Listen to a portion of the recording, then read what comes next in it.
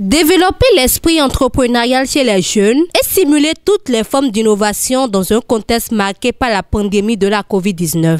C'est là l'une des principales missions de la mandature que conduira Fawziat Boni à la tête de la Jeune Chambre internationale Porto Novo Premier. Pour entrer de plein pied dans son mandat, qu'elle place d'ailleurs sous le signe de l'entrepreneuriat et de l'innovation, elle a, de commun accord avec son CDL, organisé ce samedi 22 janvier 2022 une cérémonie de lancement de mandat.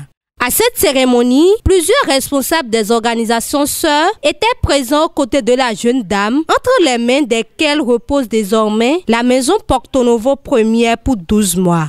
Accueillie en liesse, elle a livré à l'assistance un discours précis et plein d'espoir pour la jeunesse de Porto Novo. Mais avant, c'est le directeur du projet qui va, dans son intervention, faire une lumière sur le projet EEI.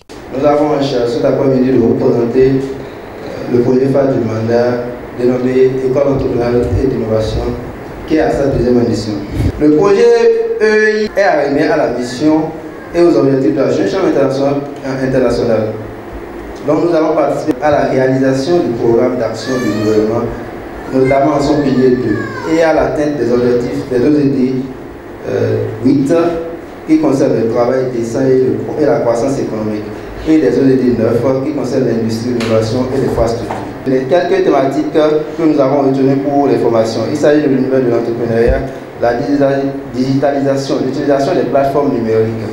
Nous aurons aussi comme thème l'amélioration des compétences en gestion financière et mobilisation des ressources financières. Nous aurons aussi l'amélioration des compétences en marketing, la préparation à la levée de fonds. Bien évidemment, ces projets ne resteront pas sans défi. Après avoir présenté brièvement l'organisation JCAI, la présidente locale va revenir sur les grands défis de la mission.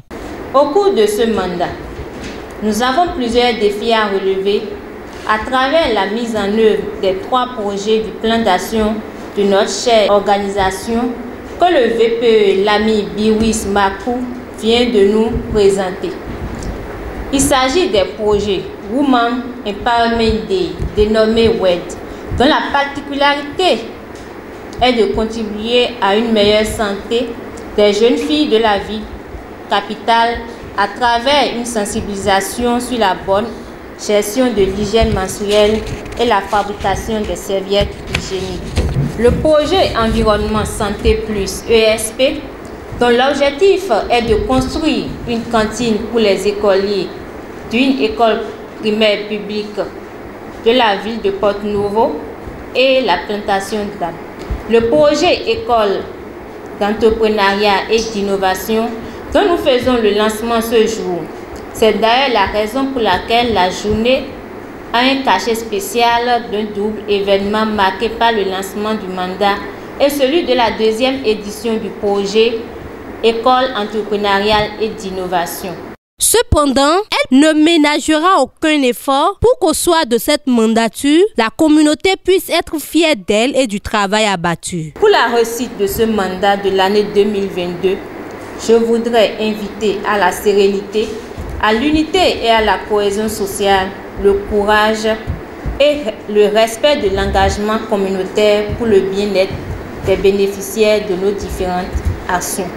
Nous souhaitons un très bon mandat dans la paix, l'engagement et la promptitude dans nos différentes prestations à la communauté. C'est suite à ces propos pleins d'engagement que le représentant du parrain de la mandature va inviter toutes les forces vives de la ville de Porto Novo à soutenir l'organisation. Chers partenaires et autorités à divers niveaux, nous voudrons une fois encore saluer et encourager la Jeune Chambre internationale Porto Novo Première et toutes les personnes ressources qui font et continueront à impacter tout le développement de notre communauté.